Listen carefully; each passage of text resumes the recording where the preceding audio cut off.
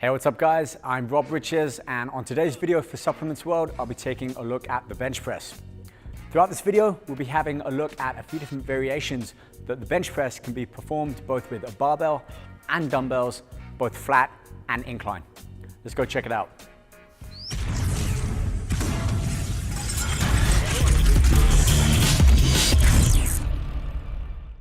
Now, we all know that the bench press is the king of exercises for the upper body, and rightly so. It works the full width of the pectoralis major as well as the front deltoid and the triceps. But there are a number of different techniques that you can incorporate into your exercise to really focus on specific areas of the chest. And for this, you really need to look at both your genetics and a few weak point areas that you need to develop.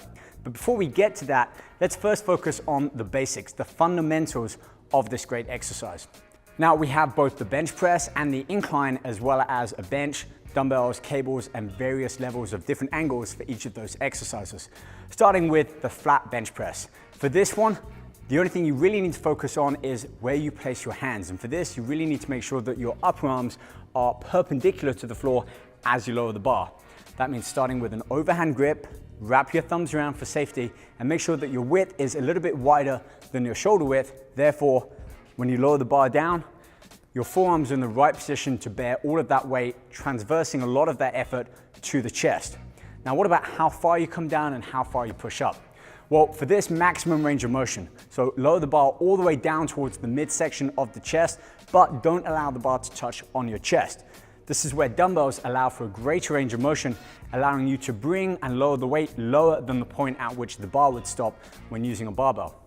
Now, the standard barbell press is a great overall mass builder for chest, but what about when you want to start to focus on more of the upper region of the chest, as well as perhaps the inner and the outer? Well, this is where techniques such as working an incline bench press can really come in handy to focus more on the upper region of the chest.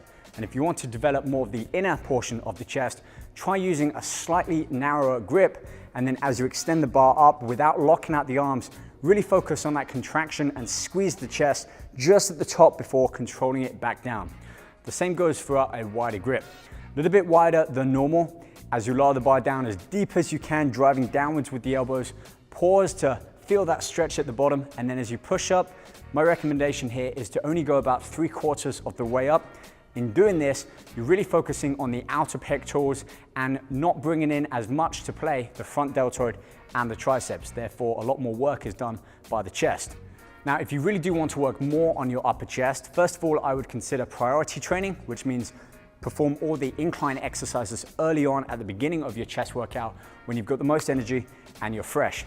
And to really make sure that you're hitting every possible angle that you can, make sure you use an adjustable bench and dumbbells and perform the first set on a completely flat bench, and then every set raise the bench up by the next incline until you're practically in an upright position using a lot more front deltoids, but you'll have run through a full range of motion for the upper chest. I know some people say that they experience back pain when performing a chest press.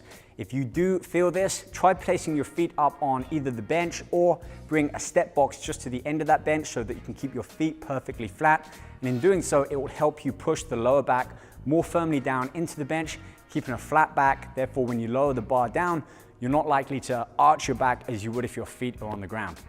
And as with practically every other exercise, there's a whole host of different techniques that will enable you to continue to push for more strength and overall development, including rest pause, drop sets, supersets, circuits, and a training partner to help assist you or spot during those negatives where they can help ease that weight back up, allowing you to control back down. And finally, when it comes to bench press and all different variations of that, I'd recommend using this at the beginning of your workout. Fully warm up and mobilize the chest, including all joints around the shoulders. Build up to a suitable weight where you can comfortably manage no more than about 12 reps, and then start to push the weight up in small increments, paying close attention to your form and technique. Finally, with the bench press, I'd recommend using no more than 2 different bench type movements within your chest workout, aiming for 3 to 4 sets total per exercise, and anywhere from 15 reps down to about 8, even 6 and 5 if you're really looking at increasing your strength. There we have it, guys. That wraps up the end of our training video today on the chest press. And as always, you can find out more information about this particular exercise and many more over on my article section at supplementsworld.com or by checking out the link in the text description below. If you haven't already, like the video, leave a comment, and do subscribe to the YouTube channel. You can stay up to date for all of our current and future training and nutrition videos.